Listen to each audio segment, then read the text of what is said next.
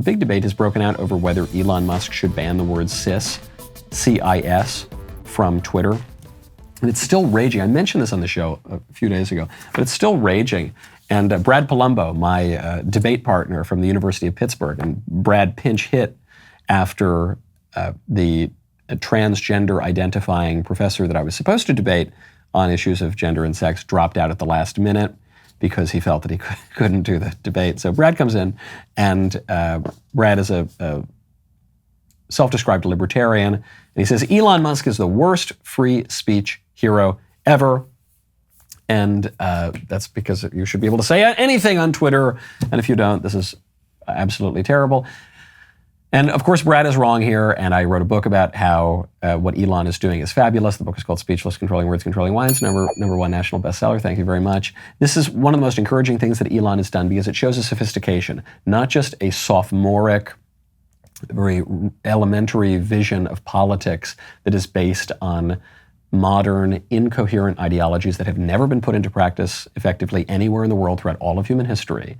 But he's recognizing that there's nuance here. We support free speech, but when we support free speech, we're supporting a tradition, not something in the abstract floating in outer space, but a real tradition with exclusions like threats, like obscenity, like fighting words, like fraud, like all of these sorts of things. And Elon is a great figure in technology and business, but a lot of guys, when they dip their toes from their areas of expertise into politics, they sometimes demonstrate a great deal of ignorance. Elon here, I think, is demonstrating a lot of sophistication, and you see it actually in the case of the affirmative action decision. The whole thing is about standards, and the affirmative action case asks, what kind of standards are we going to have in this country? And so far, what the judges are saying now is we're going to have something closer to a meritocracy. And before that, on affirmative action, you were going to have something closer to a racial hierarchy with black people and Native Americans, and I don't know, at the top of it, and then maybe Hispanics, they go a little bit lower, and then Asians and white people at the bottom. And if you're a member of a favored race, you get special treatment, and if you're a member of a disfavored race, you're the scum of the earth, and you're going to be discriminated against. That was the view that predominated for the last many decades, 4 or 5 decades, maybe 6 decades now, I guess. Now, what happened before that? A lot of conservatives want to be a little simplistic about this and say, well, before affirmative action, you just had a pure meritocracy. But that's not quite true, and we don't just have quite a pure meritocracy now, because there are other factors at play. Right now, go to cinch.com, use promo code Knowles. 4th of July is upon us, with many wonderful family gatherings popping up. The last thing that you need when hosting your family is turning on the grill and being out of propane. That would be terrible. That's where our friends at Cinch come in. Cinch is a propane grill tank home delivery service. They deliver propane tanks right to your door on your schedule. They do not require any long-term commitment or subscription. Plus, delivery is completely contactless. You don't have to wait around at home. Track the order on the Cinch app from anywhere. The perfect summer night would not be complete without Cinch. Go online to cinch.com or download the Cinch app to order. New customers can get their first tank exchange for just $10 with promo code Knowles. Cinch.com or download the Cinch app. Use promo code Knowles to get your first tank exchange for just $10. This is a limited time offer. You must live within a Cinch service area to redeem it. Visit cinch.com right now /offer for details and make sure that you sign up. Summer is here, baby. It's the 4th of July. Do not even have to think about your propane tank. Cinch.com, promo code Knowles. There is legacy admissions.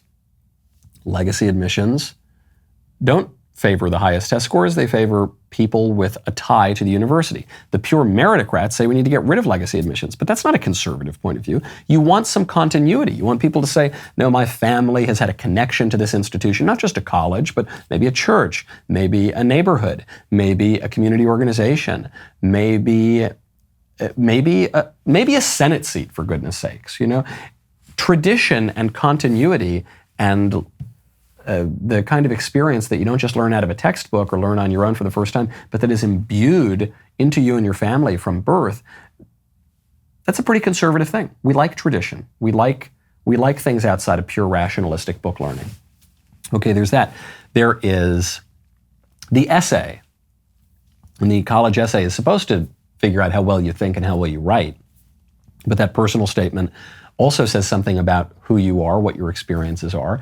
Probably now the people who do want to discriminate against white people in college admissions, they will just increase the importance of the personal essay, and they will use that as a way to say, okay, if the person indicates that he is not white, then we'll give him a little bit more of an advantage here.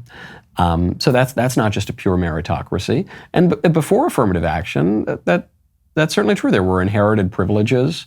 Obviously, there was a different kind of racial discrimination in the country, and all sorts of other little prejudices and all sorts of other little ineffable complications of life that made things a little bit different. At the founding of the country, my friend Sohrab Ahmari pointed this out on Twitter just yesterday.